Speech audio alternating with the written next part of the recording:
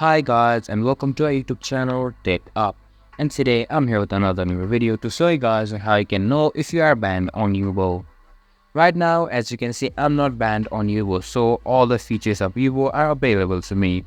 But in case you are banned on Yubo, you'll not be able to see other people's profile, go on to lives, and many more restrictions will be on your account. To uplift your ban, you have to go onto the customer service and appeal to uplift your ban. So that is a simple process on how you can know you are banned.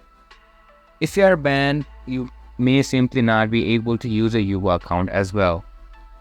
This was for this video, and I hope you guys found the information of our video helpful. If you do, make sure to give a like, subscribe to our YouTube channel, and hit the bell notification.